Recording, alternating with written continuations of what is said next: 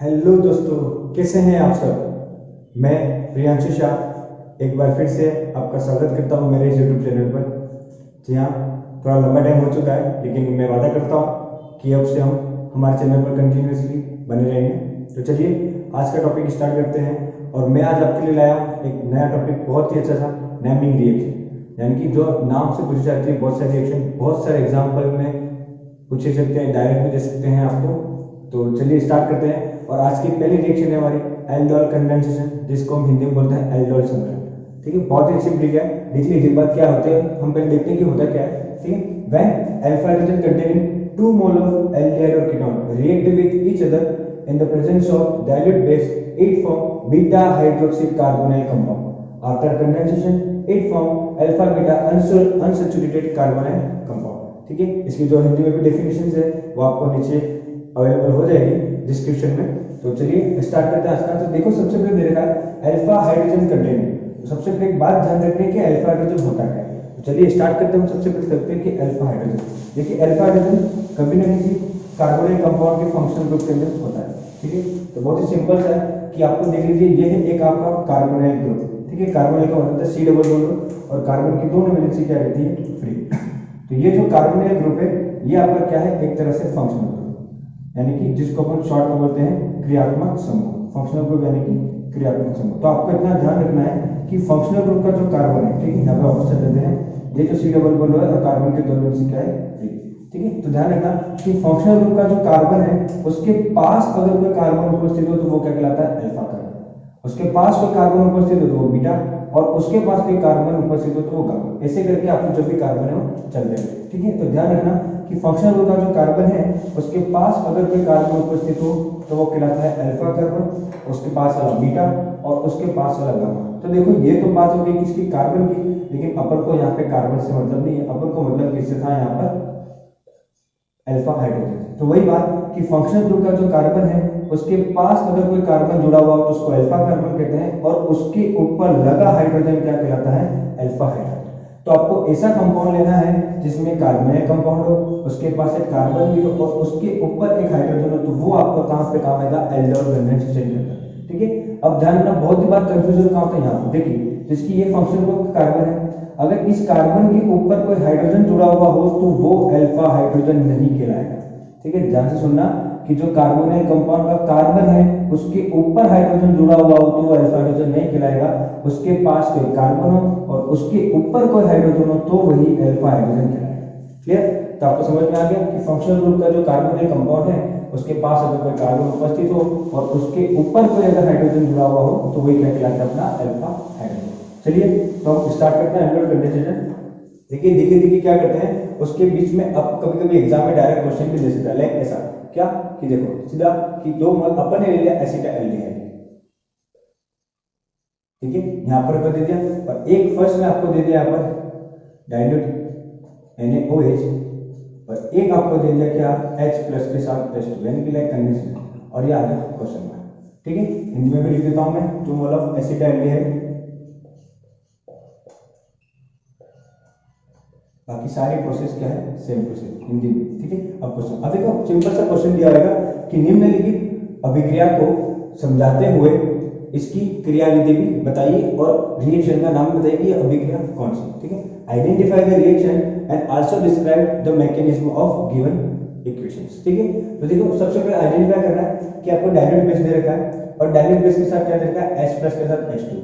अगर इस कंडीशन में यहाँ पे फिर अपन देखते हैं रिएक्टेंट के साथ एसिटाल्डिहाइड। ठीक है, एसिटाल्डिहाइड का आपका फार्मूला पता होना चाहिए कि एक दर का एल्डिहाइड यानी कि C डबल बॉन्ड O के साथ तो H ऑलरेडी प्रेजेंट है, और एसिटाल्डिहाइड का मतलब 2 कार्बन, तो एल्डिहाइड का एक कार्बन, इसके पास एक और कार्बन लगा देते हैं CH2, ये कहलाता है आपका क्या, एसिटाल्डिहाइड। ठीक है, अब ध्यान रखना सबसे पहले आइडेंटिफाई करो क्या इसके पास अल्फा हाइड्रोजन है कहां पर है, ये कि फंक्शनल ग्रुप कार्बन है उसके पास हाइड्रोजन नहीं, ये अल्फा हाइड्रोजन नहीं है।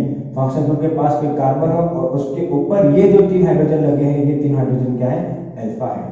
करेक्ट, और क्योंकि दोनों रिएक्टेंट आपके क्या है, सेम 2 मोलर पूछा है, दोनों रिएक्टेंट सेम है, अल्फा हाइड्रोजन भी है और डाइल्यूट बेस भी है, तो अधिक रिएक्शन कौन सी है, एल्डोल कंडेंसेशन।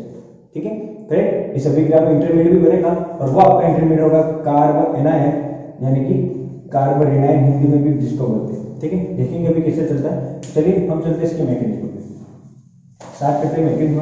ठीक है, अब क्या करना है, 2 मोल एसिटाल्डिहाइड लेना है फर्स्ट में।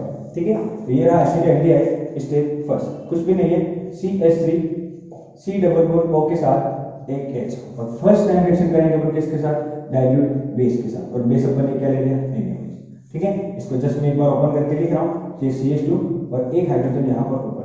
ठीक है, वापस से देख लेते हैं, ये CH2 CH2 यहाँ पर C डबल बॉन्ड O, और यहाँ पर क्या आ जाएगा आपका H, और ये एक हाइड्रोजन में क्या कर रहा हूँ, ओपन करके लिख रहा हूँ। करेक्ट, क्योंकि ये अपने पास क्या है, अल्फा है।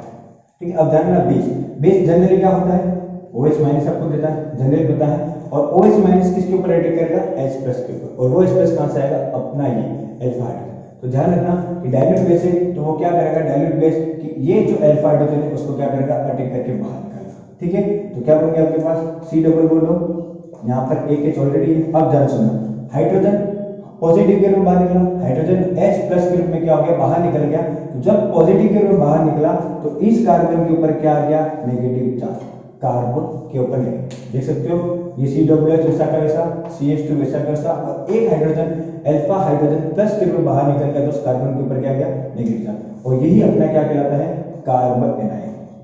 ठीक है, और यही अपना क्या है, इंटरमीडिएट। करेक्ट, याद है, देख लीजिए एक बार फिर से, वापस बोल देता हूँ, बहुत ही सिंपल सा है, कुछ भी नहीं है कि सबसे पहले क्या है, अल्फा हाइड्रोजन आपने लिया।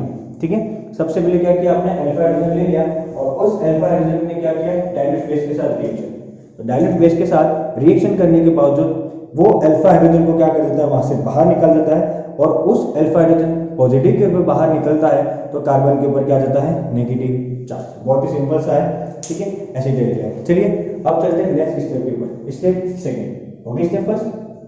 ठीक है, स्टेप सेकंड। ठीक है, अब स्टेप सेकंड में क्या था, एक और मोल आपको लेना है, एसिटाल्डिहाइड के 2 लिए थे तो एक और मोल। चलिए यहाँ से लेते हैं, ये रहा CH3 C double bond O के ऊपर H और ये H, ये ऐसे ले, खाली लिखने का पैटर्न है और कुछ भी नहीं। कार्बन है, सबको पता है कि कार्बोनिल कंपाउंड की में क्या है, ये इस पर खींचेगा आप तो इसके ऊपर आ जाएगा पार्शियल नेगेटिव, और यहाँ पर आ जाएगा आपके पास पार्शियल पॉजिटिव। तो ये कार्बन किसकी तरफ हो जाएगा, पॉजिटिव चार्ज।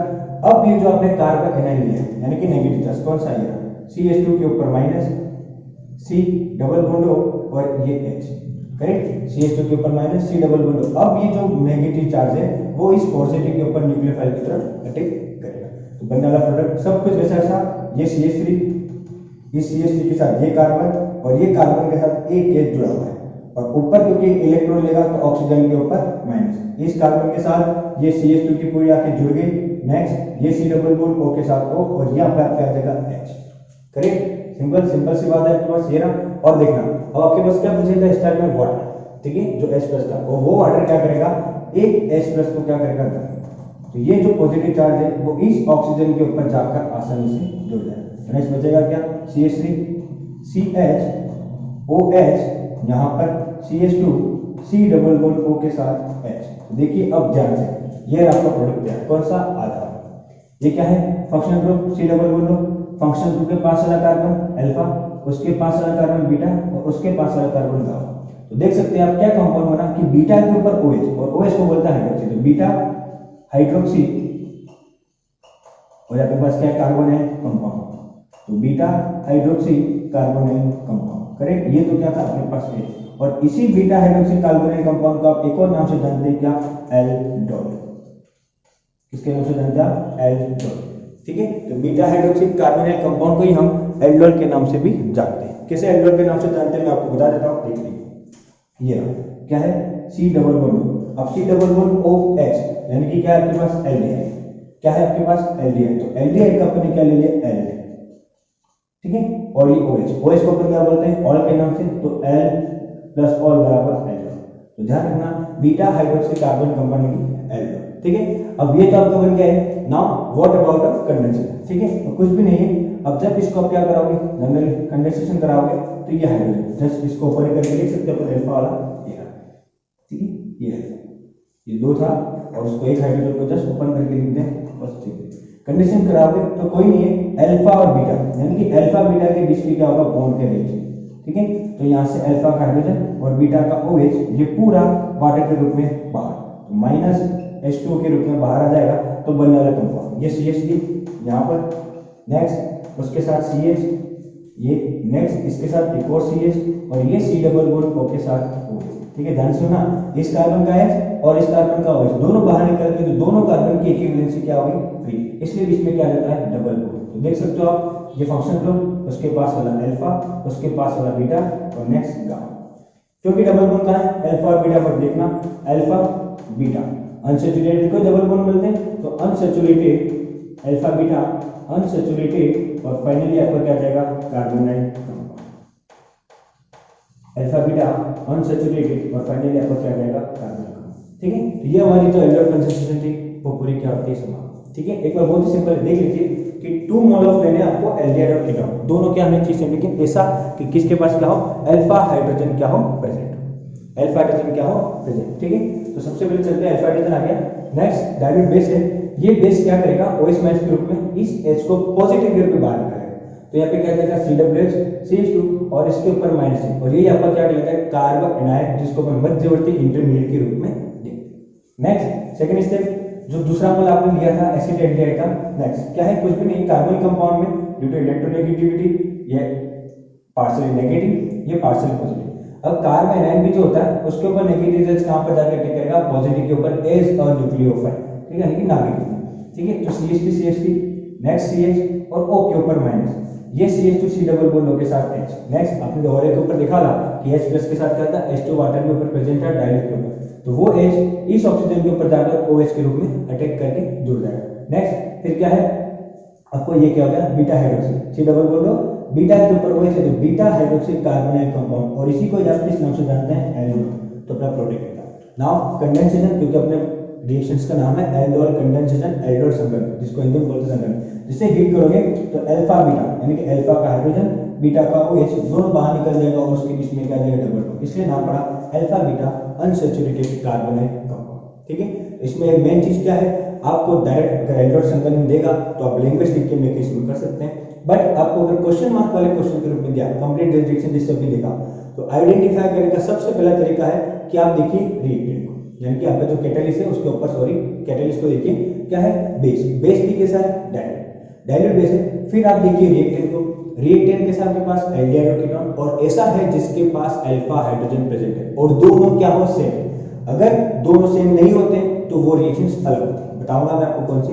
तो सबसे पहले डायल्यूट बेस देखना है, डायल्यूट बेस के बाद रिएक्टेंट लिखना है, और ऐसा रिएक्टेंट जिसके पास अल्फा हाइड्रोजन हो, और अगर दोनों रिएक्टेंट सेम हो तो वो क्या आएगा, एल्डिहाइड संघनन के अंदर सेम। अगर डायल्यूट बेस दे रखा हो, अल्फा हाइड्रोजन कंटेनिंग भी दे रखा हो, लेकिन दोनों अलग अलग दे रखे हो, एक एल्डिहाइड एक कीटोन, तो वो जाएगा क्रॉस एल्डिहाइड कंडेंसेशन के अंदर। लेकिन अभी क्या था, एल्डिहाइड कंडेंसेशन, तो ये पूरी मैकेनिज्म थी।